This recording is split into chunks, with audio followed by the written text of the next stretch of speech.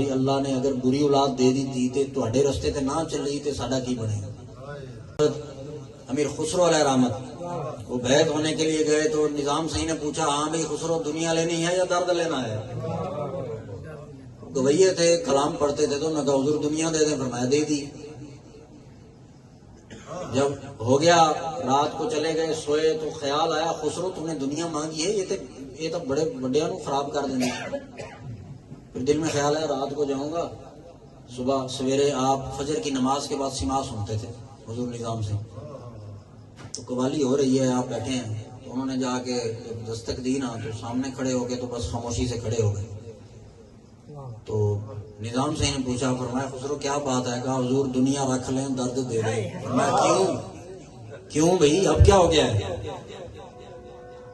انہیں عرض کی سونا دنیا تے بڑے بڑیاں نو برباد کر دیں۔ تو نظام سے نے ایک جملہ فرمایا تینوں برباد نہیں کرے گی اسی پیرا دماں گے،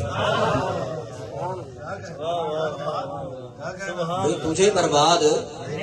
حضرت بابا فرید گنج شکر رحمۃ اللہ تعالی علیہ نے 37 سال تک شادی نہیں کی۔ کتنے سال جی؟ شادی نہیں کی۔ کتب صاحب نے پوچھا کہ فرید شادی نہیں کرتا؟ انہوں نے عرض کی حضور میں بری اولاد تو ڈردا ہاں بھی اللہ نے اگر بری اولاد دے دی تے تواڈے رستے تے نہ چلی تے ساڈا کی بنے گا۔ کتب صحیح نے تھپکی دی، فرمایا فرید چنگے تو رکھ لیں بریاں دے اسی وار۔